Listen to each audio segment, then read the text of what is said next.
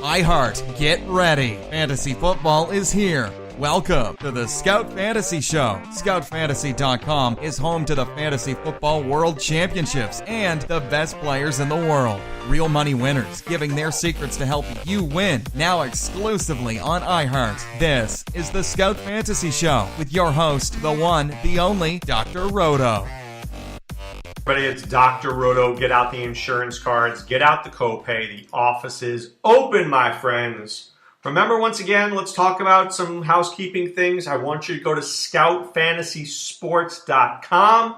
ScoutFantasySports.com. That's where we're housing all of our new information. So it's no longer ScoutFantasy.com. It's ScoutFantasySports.com. I also want you to go to ScoutDFS.com.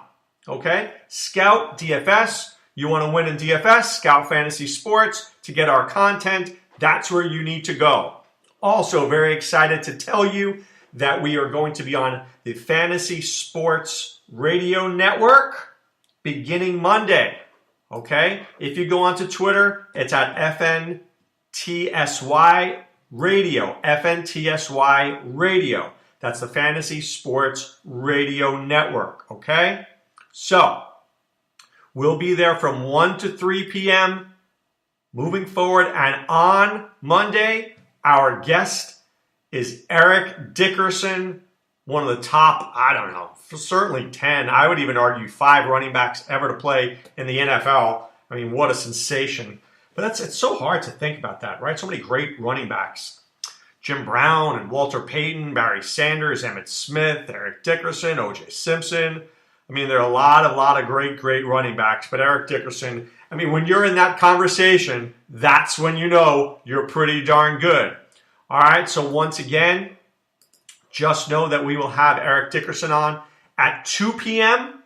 on Monday on Fantasy Sports Radio Network. And how do you get the Fantasy Sports Radio Network? It's easy. You can listen online, right? You can listen online, or you can go and listen on your app. Right? Go to the App Store, get the app so you can listen online on your computer. You can listen on your phone. It's free. Download the app. You can listen on iHeart or TuneIn. I mean, you can even listen on our website. We're going to put it on Scout Fantasy Sports. So there'll be many ways to listen. And you know what the best part is? They're all free. That's it. So, I mean, I encourage you to check us out and, listen in. So you don't have to pay a penny to be part of the Scout Army, except when you sign up for our site to get our extra special information that only Sean Childs and Steve Renner and Fuego Steve and Jaguar Lou and Willie Walls and Dr. Roto and Ryan Barrow and Y2 Casey and Adam Ronas and all these people are providing for you. All right, let's get to some fantasy baseball news. First of all, I think you guys saw it, but in case you didn't, Brent Honeywell, diagnosed with a torn UCL, does not look good at all. Does not look good at all. He's going in for a second opinion, but it looks like right now this guy's going in for Tommy John surgery. Now, they found it here in February. It's at least 14 months. So you're looking at next year, probably by the All-Star break, you're seeing him. So you're really looking at 2 full seasons of very little Brent Honeywell. That's very sad. Very sad right now. So I like Brent Honeywell. I think he was absolutely a guy who could have been in that rotation this year. We're not going to see him at least for a year and a half. That's not very good. Austin Barnes had a little elbow discomfort. That's not good either. I've been buying into Barnes, so got to be very careful about that. Let's see, who else? Matt Chapman's hand came back clean. Jonathan Scope, though, little elbow bursitis there. Now, look. There are things that we need to watch. There are injuries, and then there are injuries, right? Brent Honeywell, that's an injury. Jonathan Scope, little elbow bursitis, that goes away in time. So right now, your job is to check out all the injuries, pay attention every day. You've got a draft in a week. You're not taking Brent Honeywell anymore. I don't even know if I want him on my reserve squad. This guy's not playing until next June. So be very careful and pay very close attention. Look at the box scores. See what's going on. Okay? This is critically important information. You don't want to be drafting anybody who drafted Brent Honeywell right now, that's a wasted pick. I hate to say that. Steve Gardner has Brent Honeywell in the 21st round of the Labor draft. I thought it was a great pick at the time. You know what it is now? Poop on a stick. Bye. See ya. Done. And look, I feel very badly for Steve. Steve, A, is a good friend, and B, I love Honeywell. I wanted him to be a good player for Steve. But right now, that dude's gone. Right? That ship has sailed. Hate to say it that way, but that ship has sailed. So you have to pay close attention. Have to pay close attention from this point forward. I want to talk about a couple of teams who I think surprisingly have done a good job here. And I want to talk about the Pirates for a second. They got rid of Jared Cole and they got rid of Andrew McCutchen. And people were panicking. I know I was. But they signed Corey Dickerson, who I like a lot.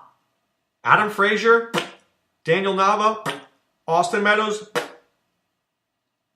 You go Dickerson, Marte, Polanco, it's not a bad outfield. And Colin Moran, I think, can hit. So, and then they added guys in their bullpen, right? Kyle Crick, Joe Musgrove. So I'm just throwing it out there. Brian Reynolds, you know, we talked about him in that trade. He's a pretty darn good player too. So I'm just throwing it out there that maybe we underestimated what the Pirates are able to do. Getting Dickerson for Daniel Hudson, bye-bye. See you, Daniel Hudson. I got a starting outfielder now. Moran, he's going to win that job as long as he looks decent in the spring. Same thing for Tampa Bay. Tampa Bay gets Carlos Gomez. Now their outfield's a little bit more respectable. I have no problem with him versus Sosa. And now Anthony Banda, that trade looks a whole lot better today than it did yesterday because Anthony Banda could be the fifth starter. Because Brent Honeywell, gone. So things are very interesting there. The Rays can't lose pitchers because that's what they have. Archer, Snell, Faria, great. Banda could be their 4 or 5. All right, time now to preview the Colorado Rockies. Let's get right to it. Chris Iannetta, I like this guy. I think he hits 20 home runs in Colorado this year. Now, I wouldn't take him until very late in drafts, very late, but I think he could hit 20 home runs this year and hit about 240. Nothing wrong with that. Nothing wrong with that. At first base for now, I'm going to say it's Ian Desmond. I like Ryan McMahon, but I think Ian Desmond slots better at first base because, as you'll see, there are some outfielders I do like. But Ryan McMahon is there as well. Very good young prospect. Thomas Harding of Major League Baseball, MLB.com, thinks that Ryan McMahon is going to be the starting first baseman. And maybe he will be. But I think it also can be a platoon with McMahon going up against righties and Desmond going against lefties. I can see that in 2 seconds. I'm not going to be in on McMahon except in an NL-only league. I don't really like him in a mixed. Ian Desmond, I'm okay with as long as the speed is there, right? As long as he's going to get 20 stolen bases, I'm okay. But I think the power has dissipated. Like Desmond, don't love him. Don't expect him on any one of my teams. Just don't see it. I do like DJ LeMahieu. Guy can hit. Look, he's never going to be a big home run guy. But the guy's going to hit over 300. He's going to score 90 runs. He's going to get about 60 RBIs. Steal you maybe 10, 12 bases. Nothing wrong with that. This guy's an average machine. That's, predictability. We talked about that all the time. I love guys I can predict. I can predict LeMahieu. No problem with that. Boom. At shortstop, Trevor Story. Well, here's the story of a guy who killed my team last year, and his name was Trevor Story. He really screwed me. I'm just throwing it out there. Now, maybe he will have a better year. I'd like to think that he would. I worry about the batting average. I think we can see a 30-90 season from Story. I do. But I don't know. I think that he's a Rocky, plays shortstop, so these are things that attract me to him. But I don't know if he's a superstar, and I'd rather just wait and get a guy later. But who is a superstar is Nolan Arenado. Legit. Legit. Last 3 years, 42, 130, 97 runs, 287. 41, 133, 116 runs, 294. Last year, 37 home runs, 130 RBIs, 100 runs scored, 309. What more do you want? Seriously, what more do you want? What if I told you he hits 300 this year, maybe 40 home runs, how about 125 RBIs and 100 runs scored? You'd like that? I bet you would. I know I would. Star. Epic proportions. I've watched this guy play live. He's a great fielder too. He's a really good fielder. He's not only a great hitter, he's a great fielder. I am all in on Nolan Arenado. You want to take him second in a draft? I'm fine with that. Trout, Altuve, Arenado, right there. Those are the guys. Those are the 3 best guys. No problem with that. I'm a big fan of Charlie Blackmon too. Charlie Blackmon can rake. This guy last couple of years has been hitting well over 300, showing power, showing speed, scoring runs in bunches. I mean, this guy is prodigious. The problem here is people are wondering whether or not the Rockies are going to get rid of him. He has a 1-year contract, $14 million.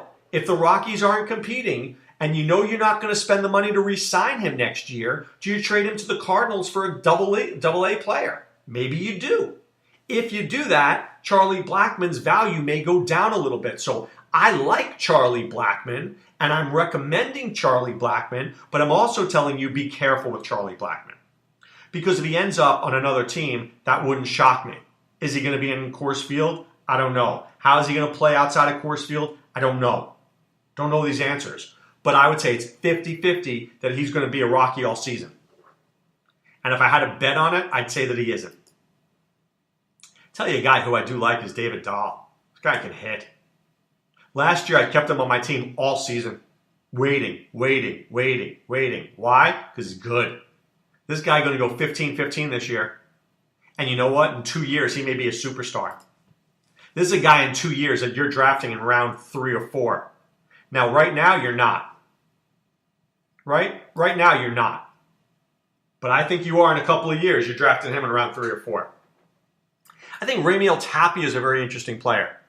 I think this guy just needs an opportunity. So I think that Tapia will play when Desmond goes to first. When Desmond goes to first, you could have an outfield of Dahl, Blackmon, and Tapia, right? So when McMahon sits, that's how Tapia gets in. Gerardo Parra as well. Great fielder. But he's been out because he had surgery. He had hand surgery, so you may not see him at the beginning of the year. It may take him till about end of April to play, something like that. So you might see a little bit more Tapia early in the year. But I really like Blackmon, love him, love Dahl. Tapia's okay, more in an NL-only league. Power, maybe an NL-only league. Not loving him, liking him. All right, let's get to the pitchers. Seriously, Wade Davis is a great pitcher. This guy's lights out. You know, and the Rockies had good luck with Greg Holland last year, and Wade Davis is a star. I mean, this guy is a star.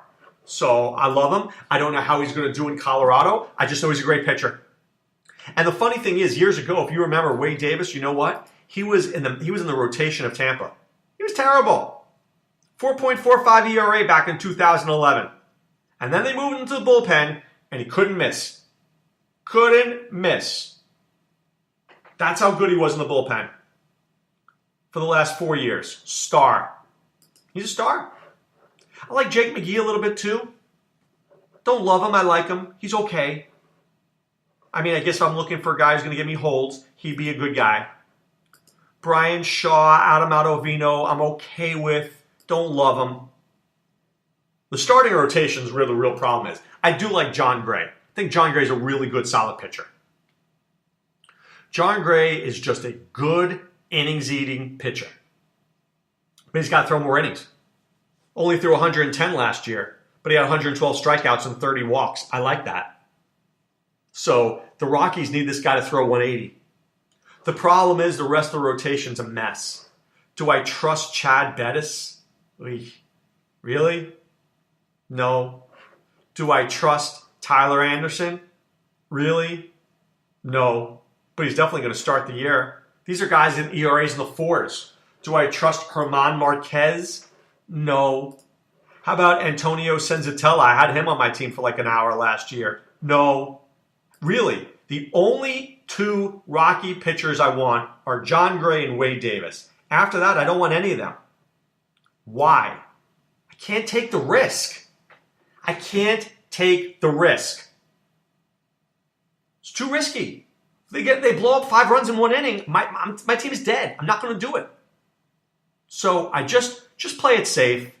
I'd rather have a mediocre pitcher in a better park like San Diego.